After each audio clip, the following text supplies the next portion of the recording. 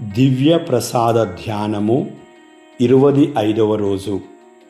దివ్య ప్రసాదము నిత్య జీవానికి మార్గము. క్రీస్తునందు ప్రియులారా, దేవుని వాక్కు ధ్యానిస్తున్నాము. యోహాను సువార్త 6వ అధ్యాయం 51వ వచనములో, పరలోకము నుండి దిగివచ్చిన జీవము గల ఆహారమును నేనే, ఈ ఆహారమును ఎవడైనా భుజించిన ఎడల వాడు నిరంతరము జీవించును. ఈ లోకము జీవించుటకు నేనిచ్చు ఆహారము నా శరీరమే అని యేసు ప్రభువు అన్నారు. యోహాను సువార్త 6వ అధ్యాయం 54వ వచనంలో, నా శరీరమును భుజించి నా రక్తమును పానము చేయువాడు నిత్య జీవము పొందును, నేను అతనిని అంతిమ దినమున లేపుదును అని ప్రభువు మాటలు ధ్యానిస్తున్నాము. ప్రియులారా, మనిషి జీవితంలో గొప్ప ఆశ నిత్య జీవము. ఈ లోక జీవితం కొంతకాలమే అయినప్పటికీ దేవుడు మనలను శాశ్వతమైన జీవితానికి పిలుస్తున్నాడు. ఆ నిత్య జీవానికి మార్గదర్శిగా యేసు తనను తాను దివ్య ప్రసాదముగా మనకిచ్చాడు. ప్రియులారా, యోహాను సువార్త 6వ అధ్యాయములో యేసు తనను తాను జీవాహారము అని ప్రకటించాడు. భౌతికమైన ఆహారం మన శరీరానికి బలాన్నిస్తుంది కదా, కానీ దివ్య ప్రసాదము మన ఆత్మకు నిత్య జీవపు బలాన్నిస్తుంది. దివ్య ప్రసాదము మనకు ఒక గొప్ప హామీగా ఉంది. నేను నిన్ను అంతిమ దినమున లేపుతాను అని ప్రభువు అన్నాడు. అంటే యేసుతో ఐక్యమైన జీవితం మరణముతో ముగియదు.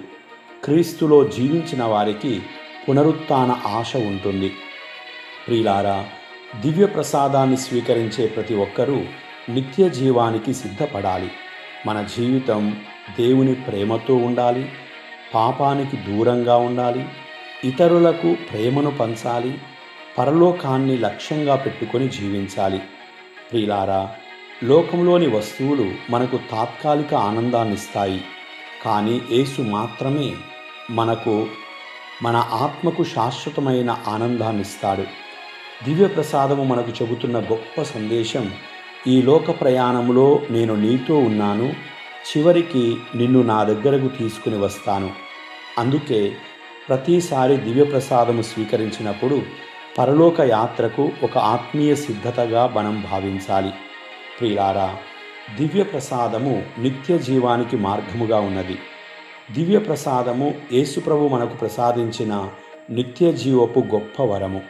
యేసుప్రభువే స్వయంగా, నా శరీరాన్ని భుజించి నా రక్తాన్ని పానము చేయువానికి నిత్య జీవం ఉంటుంది, అంత్యదినమున నేను అతనిని లేపుతాను అని వాగ్దానం చేశారు. ఈ మాటలు దివ్య ప్రసాదం కేవలం భౌతిక ఆకలిని తీర్చే ఆహారం కాదని, మన ఆత్మకు నిత్య జీవాన్ని అందించే దైవీక ఆహారమని తెలియజేస్తున్నాయి. మనుష్యుడు ఈ లోకములో ఎంతకాలం జీవించినా ఒకరోజు ఈ జీవితాన్ని విడిచిపెట్టవలసిందే కదా.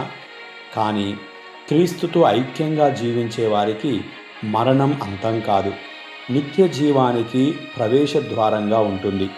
అందుకే దివ్య ప్రసాదాన్ని స్వీకరించడం అంటే నిత్య జీవం వైపు మన ప్రయాణాన్ని బలపరుచుకోవడమే. ప్రియులారా, దివ్య ప్రసాదము నిత్య జీవానికి మార్గం అవ్వాలంటే దానిని కేవలం ఒక ఆచారంగా కాకుండా విశ్వాసంతో, పవిత్రమైన హృదయంతో, నిజమైన పశ్చాత్తాపముతో స్వీకరించాలి. దివ్య ప్రసాదములోని క్రీస్తు మనలో నివసించి మనలను పాపము నుండి దూరం చేసి పవిత్రత వైపు నడిపిస్తాడు. ఆయన మన బలహీనతలలో బలమవుతాడు, ప్రలోభాలలో విజయం సాధించడానికి కృపనందిస్తాడు, కష్టాలలో ఆశనిస్తాడు. ప్రతిసారి దివ్య ప్రసాదాన్ని స్వీకరించినప్పుడు మనలను మనమే ప్రశ్నించుకోవాలి.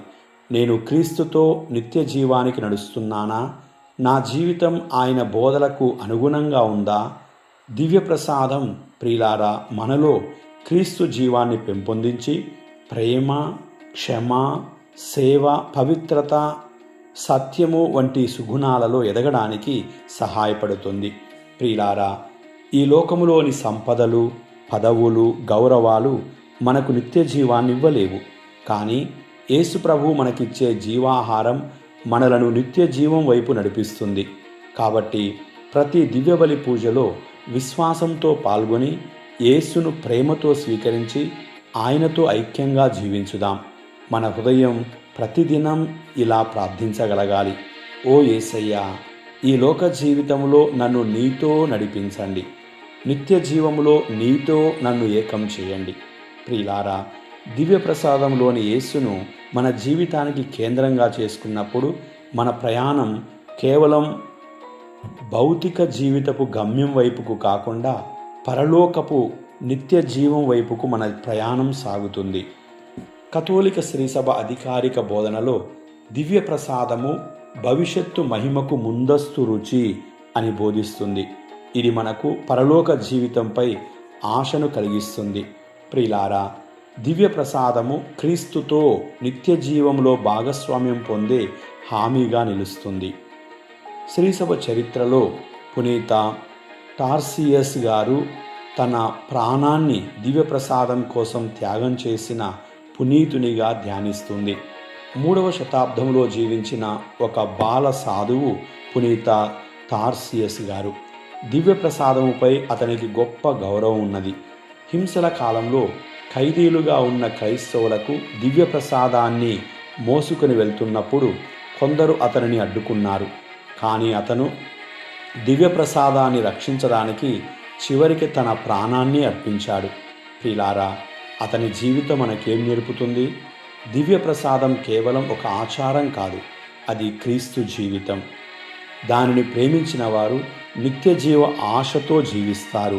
అంచేత మనం కూడా దివ్య ప్రసాదం ద్వారా లభించే నిత్య జీవమును పొందడానికి ఆశతో జీవించుదాం, ప్రార్థించుదాం. నిత్య జీవపు జీవాహారమైన ఓ యేసయ్యా, దివ్య ప్రసాదము ద్వారా నాకు నిత్య జీవపు ఆశను ప్రసాదించినందుకు నీకు కృతజ్ఞతలు. ఈ లోక జీవితాన్ని విశ్వాసముతో జీవించి ఒకరోజు నీతో నిత్య మహిమలో ఉండే కృపను నాకు అనుగ్రహించండి. ఆమేన్.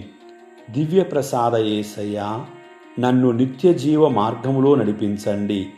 దివ్య ప్రసాద యేసయ్యా, నన్ను నిత్య జీవ మార్గములో నడిపించండి. దివ్య ప్రసాద యేసయ్యా, నన్ను నిత్య జీవ మార్గములో నడిపించండి. ఆమేన్.